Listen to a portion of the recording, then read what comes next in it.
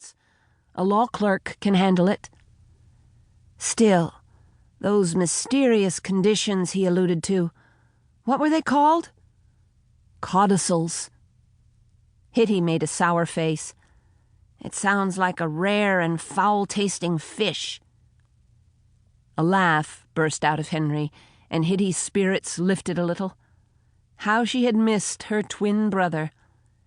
Henry had returned just days ago from coopering on his father's whaling ship, the Endeavour. He'd shipped out 3 years ago, in a great hurry, without confiding to her the reason for it, though Hitty knew his haste had something to do with Anna Gardner, his childhood sweetheart. Ironically, Henry had sailed back into Nantucket harbor on the very day of his grandmother's funeral, only to be promptly summoned to Oliver Combs's office in Boston. Her brother barely had time to catch his breath, much less be welcomed home with any fuss or fanfare.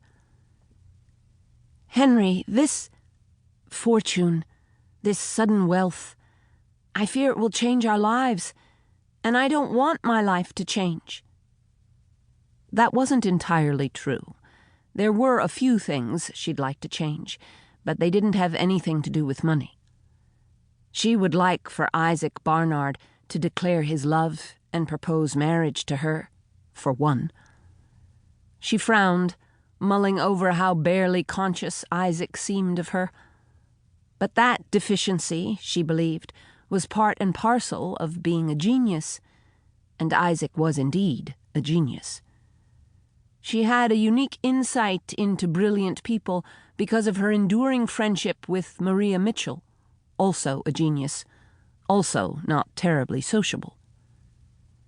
At times Hitty wondered why the Lord God had placed so many overly intelligent people into her life, and why she felt such a fondness for them, as they could be immensely frustrating. She considered her brother Henry, in his own way, to be one of those types. Hitty assessed the changes she noticed in Henry, how much broader and bigger his shoulders had grown, how the creases were etched into the corners of his eyes, a result of squinting from the sun, she thought, like all seamen. 24 now, and a very handsome man, she realized with surprise, as he turned to face the wind, elbows on the railing, his legs braced in the mariner's wide stance. He'd left Nantucket as a grown boy and returned as a grown man. She wondered what all was running through Henry's mind. He'd always been slow to speak, careful with his words. Although twins, they were opposites in that way. In nearly every way. He was tall and thin, bookish and brainy. She was petite and curvy, and she kept her distance from books. Why waste precious time reading about people who never were, doing things they never did, or about people who were long dead, when her own imagination more than sufficed? Life was to be lived, not read about. Aunt Daphne had tried to turn Hitty into a reader, like Henry. It was so easy for him, and so difficult for Hitty. The more words jammed onto a book's page thrilled Henry and horrified Hitty. Each letter took a malevolent turn, upside down and inside out. It was a double helping of the Starbuck curse upon Hitty. Her grandmother had said of her more than a few times. Nathaniel Starbuck, one of the first to settle on Nantucket Island, and a direct relative to Hitty, was known to be illiterate.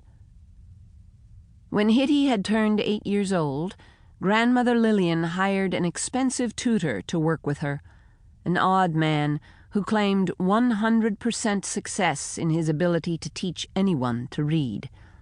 That was before he had met Hitty.